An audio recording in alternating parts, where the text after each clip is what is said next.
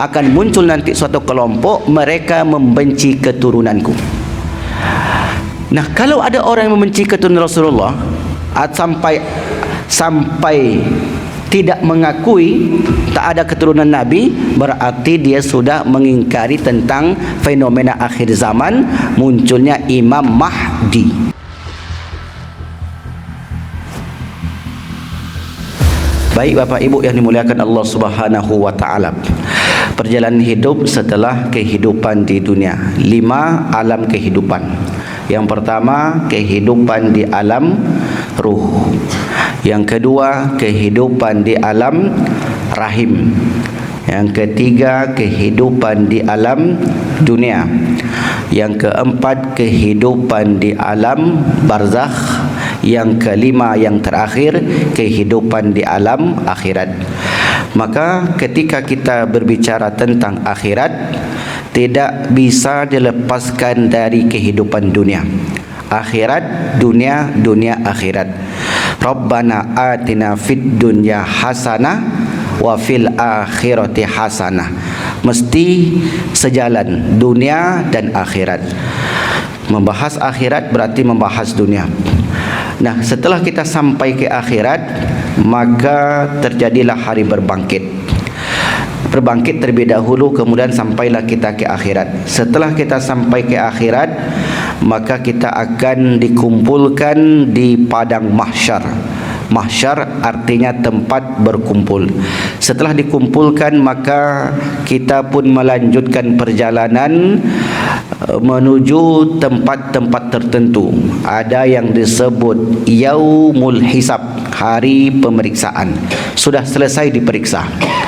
Lalu setelah selesai diperiksa, kita pun melanjutkan lagi perjalanan, yaitu menuju Yaumul Mizan, hari di mana semua amal baik dan buruk akan ditimbang.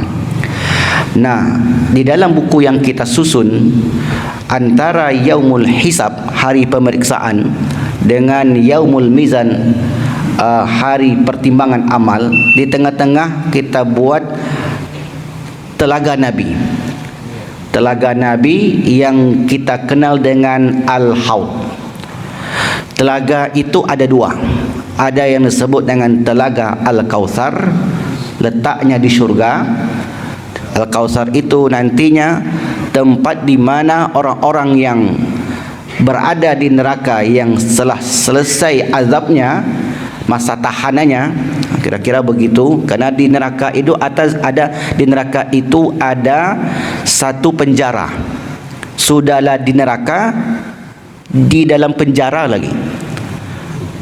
Nama penjaranya penjara Bulas, B-U-L-A-S. Itu Nabi menyebutkan secara spesifik, neraka Bulas. Nanti kita lihat siapa penghuninya, bagaimana keadaannya di pembahasan bab neraka.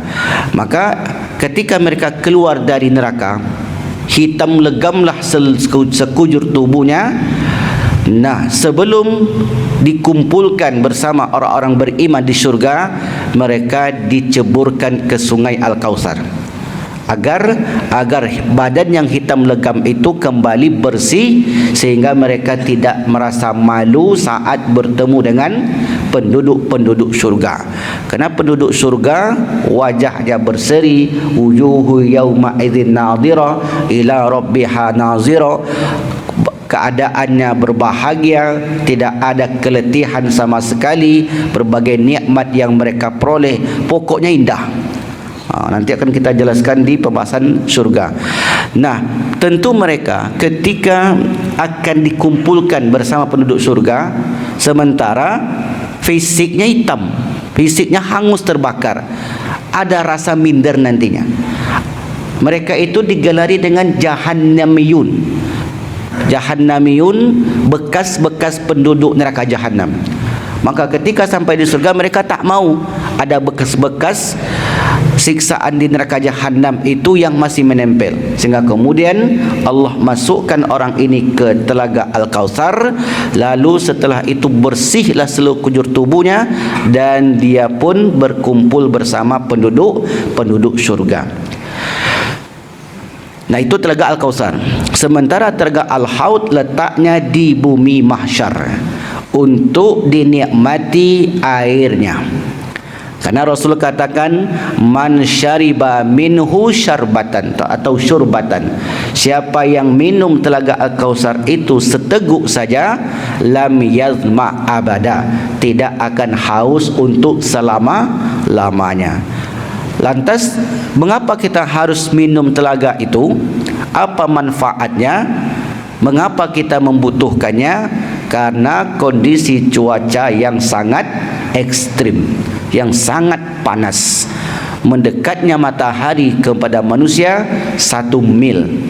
Orang kita atau ustaz-ustaz kita menyampaikan dengan sebutan 1 jengkal. Maksudnya itu adalah dekat. Tak ada hadis yang menyebutkan 1 jengkal begini. Maksudnya dekat, 1 mil. Makanya itu sebab setiap umat nanti akan mendatangi nabi masing-masing. Dan setiap nabi memiliki telaga masing-masing. Telaga yang paling luas, telaga Rasulullah sallallahu alaihi wasallam. Nah, di minggu yang lalu kita membahas tentang orang-orang yang terhalang. Orang-orang yang terhalang mendekati telaga Nabi. Yang pertama, orang-orang yang murtad. Nah, itu yang pertama yang kita jelaskan. Yang kedua, orang-orang yang mengubah ajaran-ajaran Islam. Solat 5 waktu diubah menjadi 3 waktu. Ingkar sunnah. Apa itu ingkar sunnah? Mengingkari ajaran Nabi. Dan itu ada. Saya pun pernah bertemu dengan orang yang ingkar sunnah. Mereka tak pakai kecuali Al-Quran saja. Dan mereka berdakwahnya melalui warung-warung kopi. Jadi bukan di masjid, mereka itu bicara di warung-warung kopi. Dan ada juga kelompok yang mengubah ajaran itu, termasuk ajaran aliran sesat. Aliran sesat, solat berimam, kita imam sekaligus makmum. Imamnya langsung ke Rasulullah. Dan itu pernah dahulu disampaikan di Masjid Nurul Yakin, karena diundang oleh pengurusnya.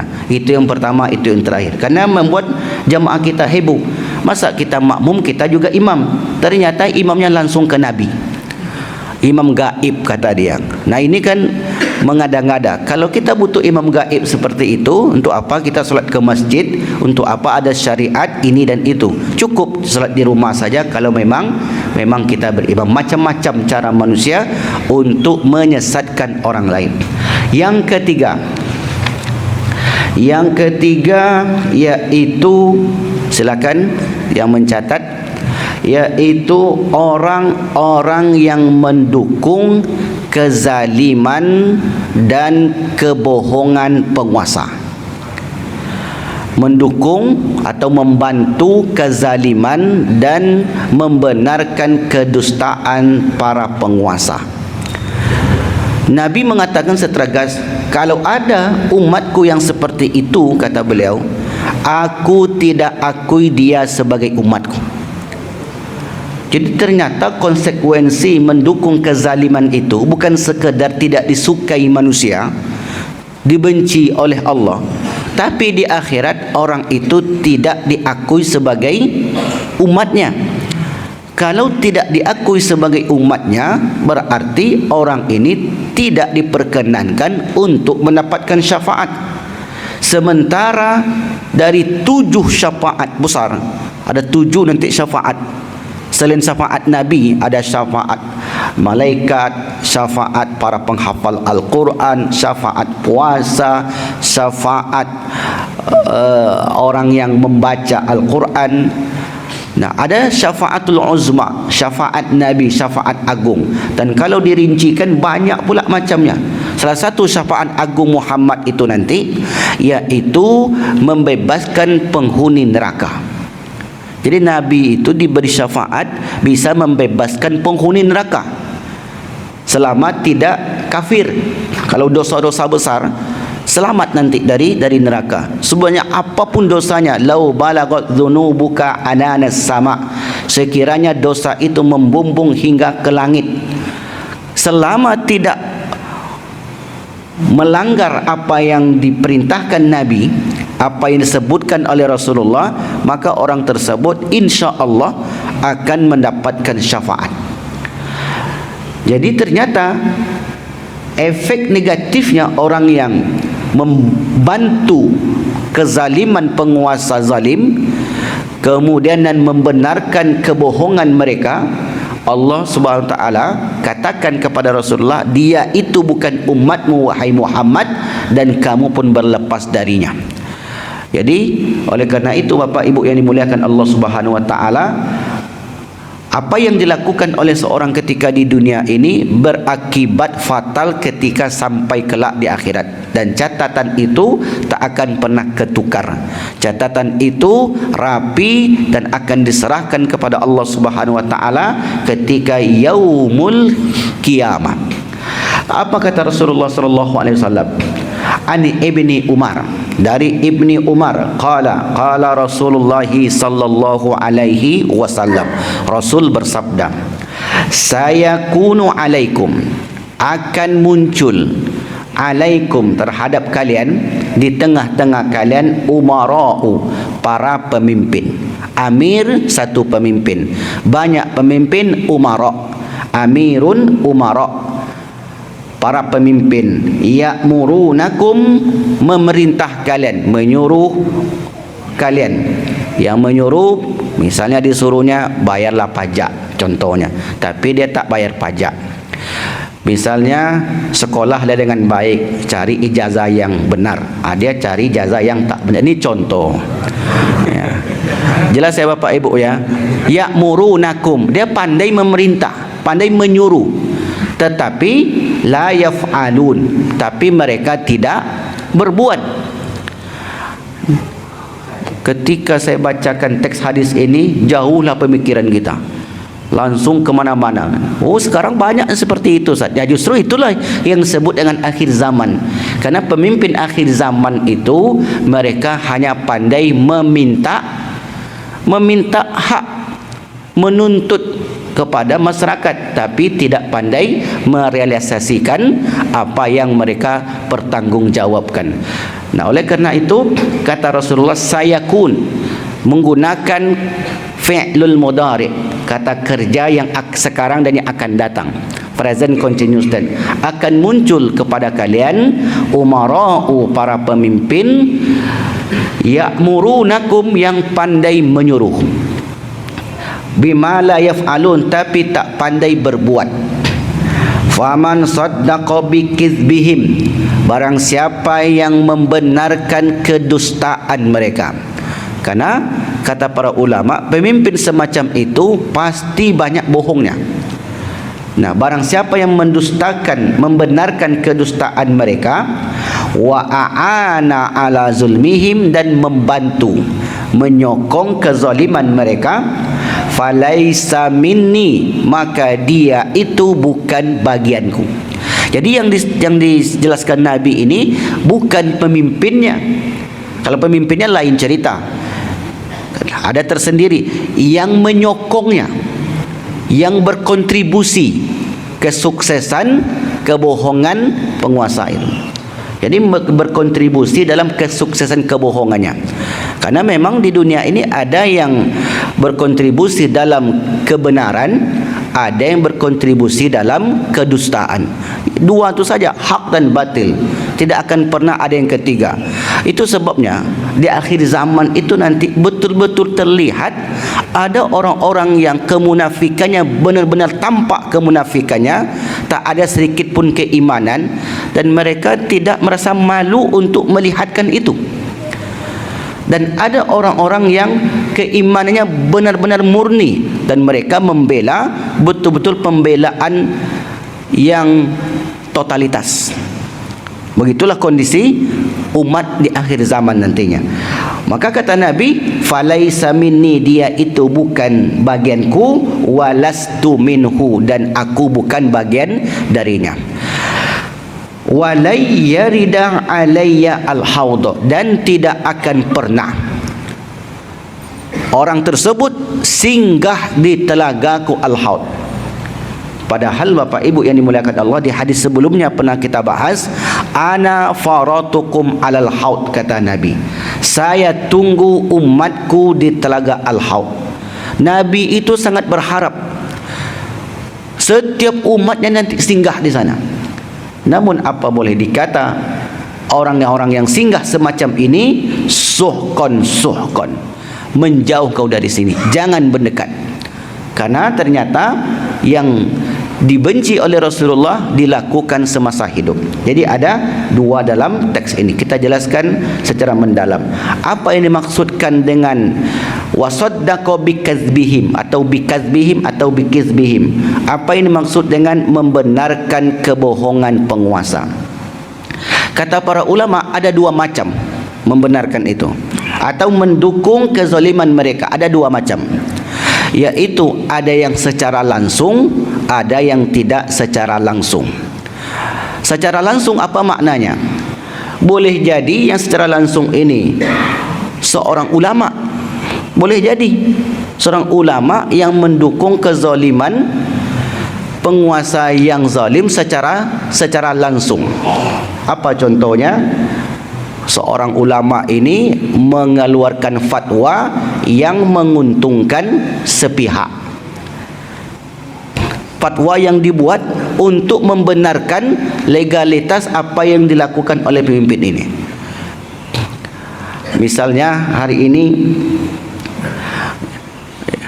dilegalkan ni kalau ada di undang-undang, dan kita dulu pernah juga belajar tentang undang-undang itu di kampus, bahwasanya diperbolehkan seorang laki-laki menikah dengan laki-laki, dan itu didukung oleh kaum intelektual.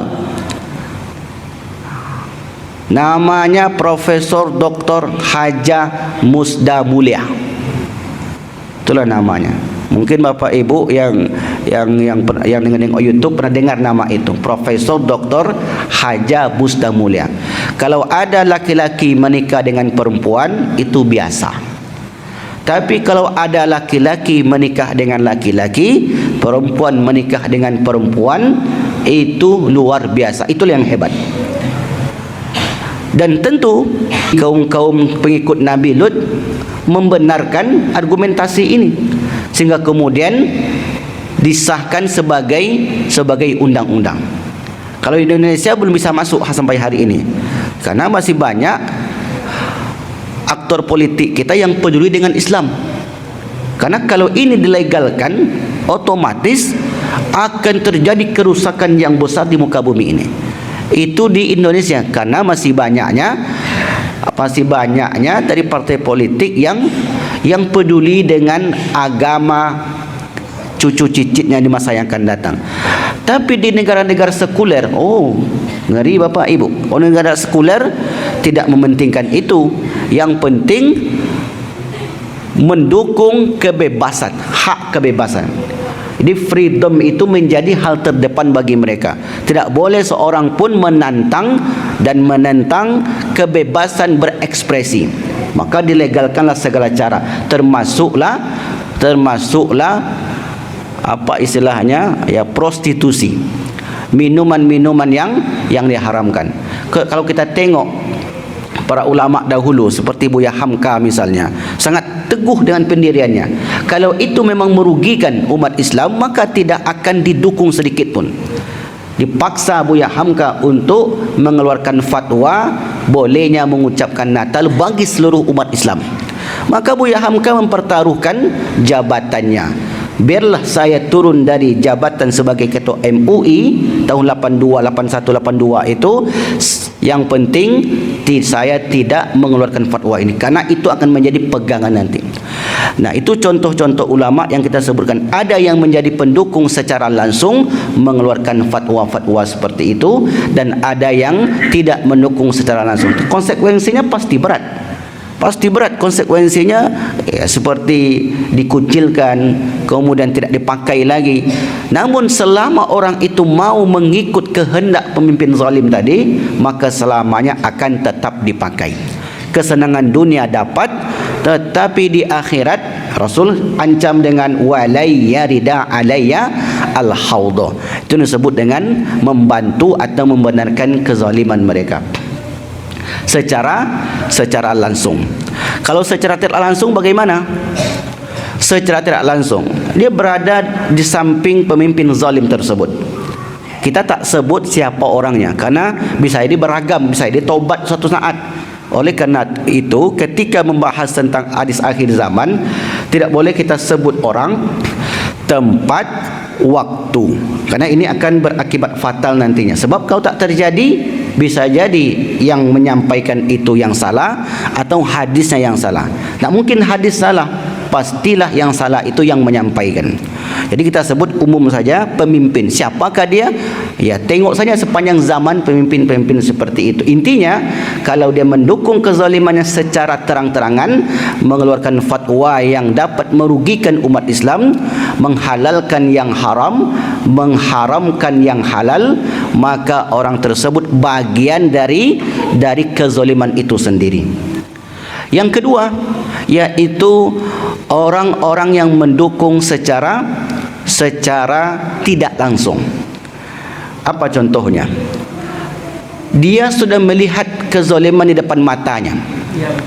Dia tahu, menyaksikan, bahkan dengan sadar dia pun ikut di situ. Sampai ikut ke dalam tersebut, dalam perbuatan dosa tersebut. Tapi kemudian dia diam. Maka diamnya orang ini, kata Rasulullah SAW, sama seperti setan. Karena orang yang mendiamkan kebenaran sementara nampak depan matanya, as-sakitu 'alal haqqi, orang yang diam terhadap kebenaran, fahuwa syaitanu akhras, orang itu sama seperti setan yang bisu. Nah, bukan hanya seperti setan yang bisu, di akhirat Allah dan Rasul tidak akui sebagai umat Nabi Muhammad sallallahu alaihi wasallam.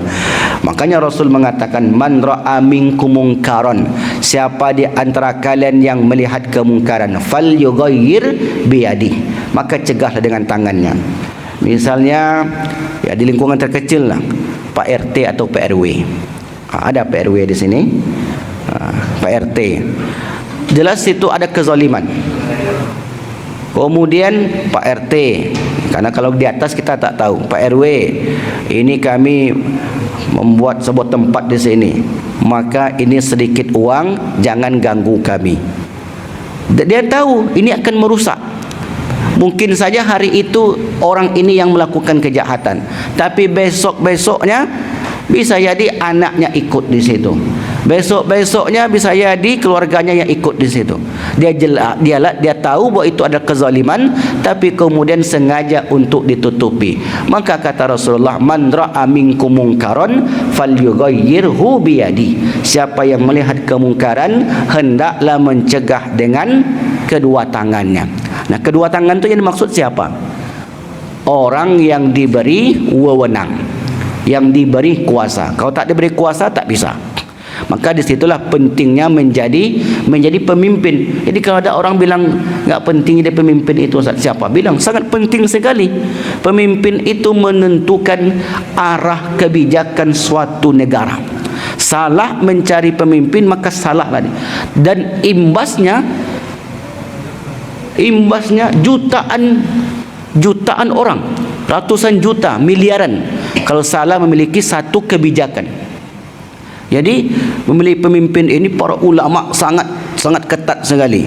Dr. Imam Mawardi menyebutkan syaratnya tertentu supaya tidak mengakibatkan efek buruk di masa yang akan datang. Nah, oleh karena itu, siapa yang melihat kemungkaran falyughayyirhu biyadi, hendaklah dia cegah dengan kedua tangannya. Fa illam yastati', kalau dia tak mampu, fa bilisani, maka dengan lisannya. Siapa ini? Itulah ulama-ulama, para kaum intelektual. Tapi masalahnya ulamanya itu sudah berubah-ubah pula. Dulu ketika ikut partai ini, contohnya di YouTube itu kita lihat, atau di televisi, orang itu kan selalu pakai sorban putih, Bapak Ibu. Sorbannya putih, jubahnya putih, semua serba putih. Kata kawan saya, itu luar aja yang putih, dalam hitam itu, kata dia. Nah, jadi dulu A yang dikatakannya, sekarang B yang dikatakannya. Jadi ternyata apa yang diucapkan itu tergantung kepentingan. Jadi tidak ada prinsip dalam dirinya. Yang penting saya dapat. Nah, dia dukung pula kezaliman, jelas-jelas melakukan kezaliman, dibela dengan pengetahuan yang luas. Maka banyaklah nanti para ulama itu yang terseret ke neraka. Dan bahkan Bapak Ibu, 3 kelompok yang pertama-tama terseret ke neraka itu, salah satunya orang alim. Yang pertama yang terseret ke neraka itu orang yang berjuang di jalan Allah, niatnya salah.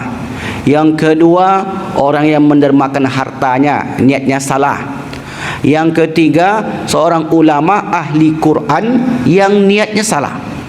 Maka kata Allah Subhanahu wa taala, kadzabta, engkau dusta. Engkau dulu di dunia belajar Al-Quran, menyampaikan tafsir, menyampaikan hadis, engkau digelari faqad qila. Semua itu sudah engkau dapatkan semuanya di dunia. Tak ada satu pun yang engkau dapatkan. Tapi itu sudah engkau ambil bagianmu dan sekarang tidak engkau dapatkan lagi. Maka akhirnya orang ini fasuhiba ilan nar. Orang ini dilemparkan ke neraka. Nah, itulah efek daripada salah memberikan fatwa atau mendiamkan kebenaran, mendiamkan kezaliman di depan mata. Kawan saya pernah cerita, Bapak Ibu, sebenarnya orang-orang yang berada di lingkungan tertentu itu, apakah dia ustaz, apakah dia kiai, apakah dia ulama, sebenarnya dia tahu, tapi tidak kuat untuk berbicara. Karena kalau berbicara pasti akan terlempar dari circle itu, kata dia. Mak, kalau begitu ngeri juga, saya bilang. Ya, terkadang orang ini ketika belum diuji dengan fitnah materi itu, dia kuat berbicara. Tapi ketika diuji, susah tuh Bapak Ibu. Makanya saya selalu berdoa kepada Allah, kalau tak sanggup, tak mampu, tak usah diberi. Karena belum tentu sekarang saya bisa bicara A, saya katakan mengapa dia terpengaruh. Karena bisa jadi belum dibukakan gambar Bung Karno tu. Kalau dibukakan agak 2 koper gambar Bung Karno tu, merah-merah, keluar pula air mata darah merah pula nengok duit itu. Berat tantangannya.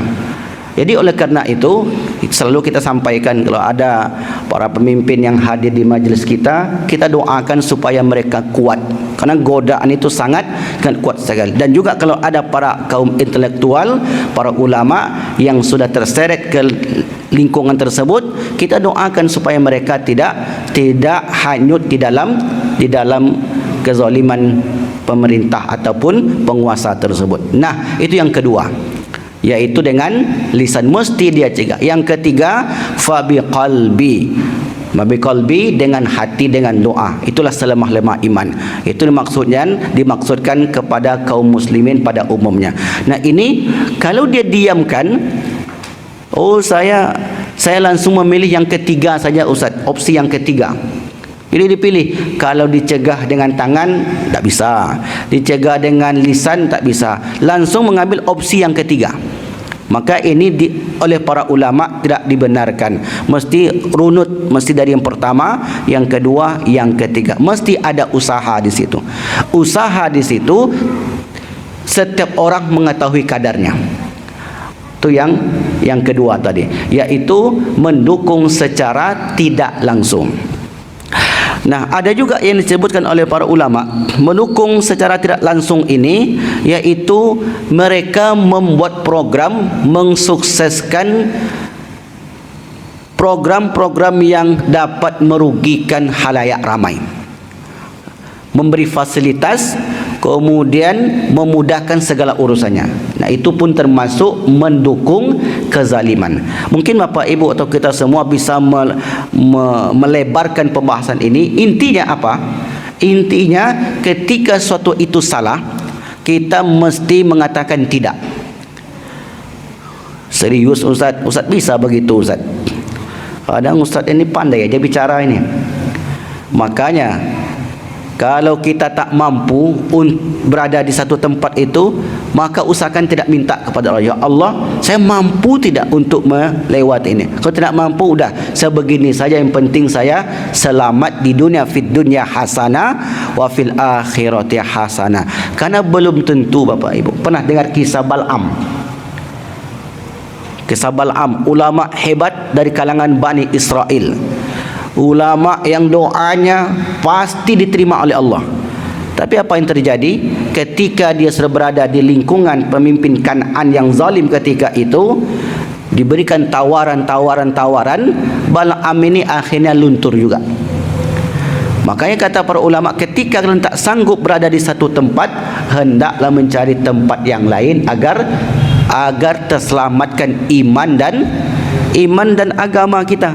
Karena itu yang akan menolong ketika seorang kelak di akhirat. Nah, di hadis yang lain Rasulullah SAW katakan, An Ka'ab ibni Ujrah qala kharajana alaina Rasulullah, Rasul keluar bersama kami, wa nahnu tis'atun, dan ketika itu jumlah kami 9 orang. Qala, beliau bersabda, satakunu ba'di, akan muncul sepeninggalku umara'u, yaitu pemimpin-pemimpin, man saddaqahum bikadzabihim, siapa yang membenarkan kebohongan mereka, wa a'anahum ala zulmihim, dan membantu, menyokong, mensupport kezaliman mereka, falaisa minni, dia bukan dariku, walastu minhu, dan aku bukan darinya, walai yarida alayya al-hawta, dan tak akan singgah di al-hawd. Wa man lam yusaddiq, siapa yang tidak membenarkan, walam yu'inhum ala zulmihim, dan tidak membantu kezaliman mereka, fahuwa minni, maka dia bagianku, wa ana minhu, dan aku bagian darinya. Lagi-lagi hadis ini menceritakan tentang akhir zaman. Kehidupan manusia di akhir zaman berat. Makanya kalau ada orang meninggal di akhir zaman, hukuman di dalam kuburnya sebentar. Karena sebelum mereka meninggal itu, mereka sudah mendapatkan hukuman di dunia. Kesulitan maksudnya. Karena orang yang hidup di akhir zaman, beriman saja ketika itu sulit, beribadah saja ketika itu sulit. Ketika ada orang yang lewat di pekuburan, orang-orang sudah meninggal, apa kata dia? Betapa beruntungnya orang ini telah mati duluan. Betapa beruntungnya dia telah mati duluan. Andai aku mati lebih dahulu, maka aku pun termasuk orang yang beruntung. Ini jawaban dari pertanyaan, kalau orang yang meninggalnya lebih lama, Ustaz, sejak dulu sejak Nabi Adam, tentu lama azab di alam kubur. Sementara kalau ada orang yang meninggal di akhir zaman, tentu sebentar. Kalau sebentar, tentu sedikit pula azabnya. Betul, waktunya singkat, tetapi semasa hidup orang ini sudah merasakan penderitaan yang luar biasa.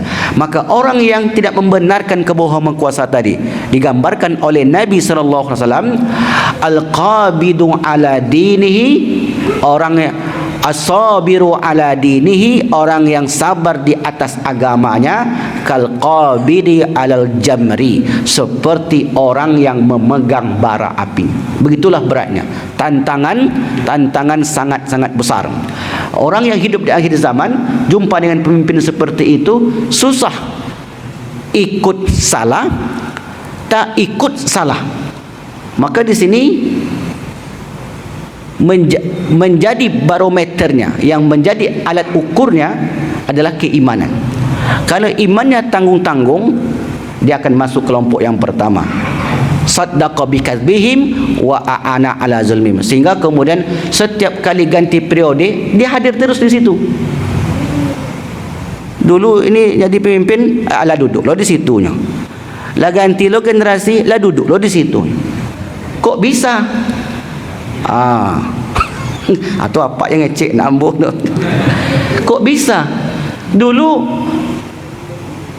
lain orangnya, duduk di situ, dia ada di samping. Sekarang sudah lain, besok lain, ada lagi di situ dia.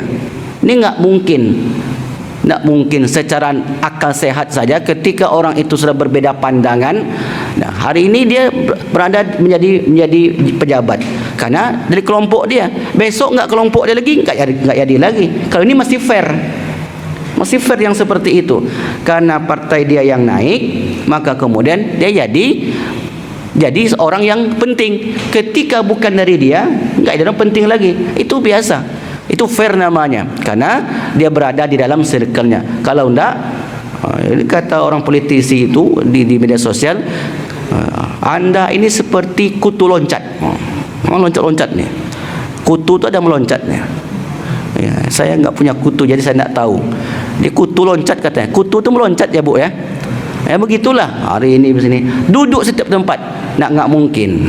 Secara naluri manusia, enggak mungkin orang itu berada di sebuah tempat kecuali saddaqa bikazbihim wa a'ana ala zulmihim. Kalau tidak, maka dia akan terlempar dari situ. Maka disebutkan sini as-sabiru ala dinihi, orang yang sabar di atas agamanya, kal qabidi al-jamari, seperti orang yang memegang bara api. Jelas di sini Bapak Ibu? Baik. Kita masuk yang keempat. Masih ada waktu insya-Allah. Atau ada yang bertanya? Oh tidak, saya lanjutkan yang keempat. Alhamdulillah. Yang keempat. Yang keempat, orang-orang yang membenci keturunan Rasulullah. Ada enggak? Ini orang-orang membenci. Nak mungkin Nabi itu menyebutkan sesuatu yang tak akan terjadi. Inilah disebut dengan i'jazun Nabi, mukjizatnya, mukjizatun nubuwah, mukjizatnya Nabi. Nabi ucapkan hadis ini 14 abad yang lalu. Mungkin saja kalau ada orang berpikir ketika itu, apakah mungkin ada orang yang membenci keturunan Rasulullah? Kalau tidak ada hadis ini, mungkinkah kita berpikir enggak mungkin? Rasul Nabi kok orang baik. Tetapi Nabi sudah ucapkan 14 abad yang nanti akan muncul satu kelompok, entah kelompok apa itu, entah sudah muncul atau tidak, wallahu alam. Yang jelas Nabi sudah buat konsepnya, akan muncul nanti suatu kelompok, mereka membenci keturunanku. Nah, kalau ada orang yang membenci keturunan Rasulullah sampai tidak mengakui tak ada keturunan Nabi, berarti dia sudah mengingkari tentang fenomena akhir zaman munculnya Imam Mahdi. Karena Imam Mahdi itu keturunan Rasulullah sallallahu alaihi wasallam. Ciri-cirinya orang Arab, namanya Muhammad bin Abdullah, fisiknya kekar besar, jidatnya lebar, hidungnya mancung, dadanya bidang. Asal dari Arab. Ada juga dari Kuok Bangkinang, ngaku Imam Mahdi, datang ke takaful dekat IKMI, saya Imam Mahdi, kata dia. Oh, Bapak Imam Mahdi? Ya. Untungnya Ustaz ini punya pengetahuan pula tentang akhir zaman. Kalau Bapak Imam Mahdi, siapa nama Bapak? Nama saya Anto, kata dia. Namanya saja sudah salah. Jadi mudah untuk mendeteksi aliran sesat itu Bapak Ibu. Yang lebih parah lagi tentang Imam Mahdi, seorang ibu-ibu datang ke saya untuk berbaiat. Dulu pernah saya ceritakan juga. Jadi ibu-ibu datang ke saya, Bu, Ustaz mau enggak berbaiat Ustaz? Mau enggak selamat dunia akhirat? Tentu iya kata Bu. Dunia akhirat mana ada jaminan. Kalau Ustaz mau, maka berbaiatlah kepada saya, karena saya ini tim sesnya Imam Mahdi. Tim ses Pak. Sudah ada yang datang ke Bapak, tinggalnya di Kuala. Jadi dia menyebut namanya helper Mahdi. Jadi helper itu kan dari bahasa Inggris, help, tolong, penolong Mahdi. Kalau bahasa Inggris ke bahasa Arabnya Ansarul Mahdi. Jadi penolong, helper. Berarti saya membahasakan dengan tim ses. 2 tahun membahas tentang Imam Mahdi di situ akhir zaman. Rupanya hasilnya itulah. Agak-agaknya ketika saya jelaskan pengajian ini tertidur. Jadi pendengarannya setengah-setengah. Itulah jadinya. Jadi pengikut Imam Mahdi mungkin sampai sekarang masih ada. Wallahu a'lam bishawab, karena saya enggak ada lagi datang ke sana. Jadi keturunan Nabi itu tetap ada. sampai akhir zaman, karena Imam Mahdi nantinya akan lahir dari keturunan Rasulullah. Apa kata Rasulullah? An Zaid ibn Thabit, dari Zaid bin Thabit, qala Rasulullah, inni tarikun fikum, aku tinggalkan untuk kalian khalifataini, dua pusaka kitabullah, kitab Allah, hablun mamdudun, yaitu tali yang terbentang, ma baina samai wal ardi, antara langit dan bumi. Ini maksudnya kitabullah itu takkan pernah habis, panjang sampai mati. Au ma baina samai wal ardi wa itrati, dan keluargaku ahli baiti, wa innahuma la yatafarraqa, dua itu tak akan terpisahkan, tak akan pernah terpisahkan, mesti selalu ada sampai hari kiamat, hatta yarida alayya al-haudah, sehingga keduanya menemuiku di telaga. Jadi orang yang berpegang kepada ucapan-ucapan keturunan Rasul ini akan bersama Rasulullah sampai kelak di telaganya. Nah, inilah yang keempat. Oleh kerana itu, Bapak Ibu yang dimuliakan Allah Subhanahu Wa Taala, sepanjang zaman akan selalu ada orang-orang yang mengaku Imam Mahdi dan membenci keturunan Rasulullah. Kalau kita bertemu dengan orang semacam itu, bagaimana sikap kita? Sikap kita tetap kita katakan bahwasanya keturunan Rasulullah sampai akhir zaman itu akan selalu ada. Dan saya pernah baca bahwasanya mereka akan menyetop, tak akan lahir pemimpin akhir zaman ini, pemimpin akhir zaman yang bernama Mahdi. Karena begitu lahir namanya langsung diikutin, langsung dibuntutin. Ketika lahir di Indonesia misalnya, tentunya Indonesia tidak ada, di Arab lah namanya Muhammad, tengok ayat silsilahnya. Karena kata Rasulullah, yuwati'ul ismu ismi, nama Mahdi itu sama seperti namaku, Muhammad bin Abdullah, sampai akhir zaman yang memimpin perang di akhir zaman nanti. Dan itulah Rasul katakan, jangan pernah membenci keturunannya, apalagi sampai tidak mengakui adanya keturunan Rasulullah. Kalau orang yang ingkar sunnah tadi, otomatis mereka menolak keberadaan keturunan Rasulullah SAW. Sebab Al-Quran tidak menjelaskan keturunan Nabi ini, hanya hadis-hadis saja yang sampai kepada kita. Wallahu a'lam bishawab. Maka mungkin inilah yang dapat kami sampaikan pagi ini. Sisa waktu sekitar 2 menit. Silakan Bapak Ibu, jika ada yang bertanya, cukup satu orang. Ya, silakan Pak John. Keturunan Nabi atau keturunan keluarga Nabi? Yang dibahas oleh para ulama keturunan Nabi. Tapi kan keturunan itu dari pihak laki-laki. Ya, begitu Pak ya. Tergantung daerahnya kalau itu pemahamannya. Ada satu daerah itu keturunan diambil dari sebelah ibu. Ya, dari mana itu? Ya. Ada yang dari bapak. Ini ikhtilaf. Jadi kalau dia katakan mesti dari bapak, maka ada tradisi, sebuah kepercayaan, keturunan itu dari sebelah ibu. Tapi kalau kampung saya ada sebelah bapak. Nah, kalau orang Sumatera Utara dari sebelah bapak rata-rata. Makanya kalau ayahnya bergelar, misalnya contoh nih Pak Matondang misalnya, ini contohnya, diberilah anak. Atau misalnya Sregar, beli anak sesuai nama ayah, jarang sama ibunya. Jadi itu ikhtilaf kalangan para ulama. Cuma saya mengambil pendapat Ibn Taimiyah. Taimiyah itu mengatakan keturunan Imam Mahdi itu dari Al-Hasan, bukan dari Al-Husain. Al-Husain yang dipuja-puja oleh Syiah, Al-Husain. Jadi Imam 12, sementara di Al-Hasan. Al-Hasan anak dari Fatimatuz Zahra. Fatimatuz Zahra anak dari Rasulullah SAW. Fatimah suaminya Ali bin Abi Thalib. Disandarkanlah nama itu kepada Ali bin Abi Thalib, Hasan bin Ali. Kalau dari segi nasab itu betul kepada ayah. Tetapi para ulama menyebutkan bahwasanya keturunan Nabi itu dari Nabi, karena dianggap anak perempuan itu juga dari Nabi. Ya, meskipun ada sebagian bahasa yang mengatakan dari keluarga Nabi. Kalau keluarga Nabi terlalu luas nantinya, karena keluarga Nabi itu banyak. Bahkan Ali itu sendiri punya anak nanti selain daripada Al-Hasan, namanya Al-Hanafiyah, bukan Imam Hanafi. Jadi Hasan Husain. Ada lagi nanti cabang ketiga anaknya, karena Ali bin Abi Thalib ini istrinya banyak.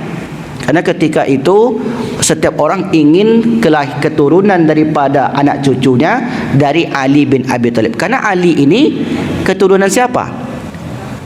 Ali anaknya Abu Thalib. Abu Thalib itu siapa? Adik beradik dengan Abdullah. Abdullah bin Abdul Muttalib bin Hashim bin Abdul Manaf bin Qusay bin Kilab bin Murrah bin Ka'ab bin Lu'ay bin Ghalib bin Fihr sampai ke Ismail, Ibrahim dan seterusnya ke atas. Jadi sesungguhnya walaupun disebut dari ayah, tetap masih satu terah, satu jalur, karena datuknya yang bernama Abdul Muttalib dari keluarga Nabi SAW. Saya rasa itu perdebatan lafziah secara lafaz, sehingga kemudian ada mengatakan dari keluarga Nabi, ada dari keturunan Nabi. Kalau keluarga Nabi, keturunan Nabi sedikit berbeda. Kalau keturunan Nabi langsung dari daging Rasulullah SAW. Dan Al-Hasan dimasukkan ke dalam keturunan Rasulullah sallallahu alaihi wasallam. Wallahu alam bisawab. Baik, mungkin itu dapat kami sampaikan pada pagi yang berbahagia ini. Ada beberapa poin lagi tentang orang-orang yang tidak diperkenankan singgah di telaga Rasulullah sallallahu alaihi wasallam. Tertutup dengan doa. Auzubillahi minasyaitonirrajim. Bismillahirrahmanirrahim. Alhamdulillahirabbil alamin. Wassalatu wassalamu ala asyrafil anbiya'il mursalin wa ala alihi wa ashabihi rasulillahi ajmain. Allahumma a'inna ala dzikrika wa syukrika wa husni ibadatik. Allahumma khtim lana wa ajalana bi husnil khatimati was sa'ada wa la takhtim alaina bi su'il khatimati wasyaqawah. Rabbana atina fid dunya hasanah wa fil akhirati hasanah wa qina azaban nar. Walhamdulillahi rabbil alamin. Subhanakallahumma bihamdika asyhadu an la ilaha illa anta astaghfiruka wa atubu ilaik. Wassalamualaikum warahmatullahi wabarakatuh.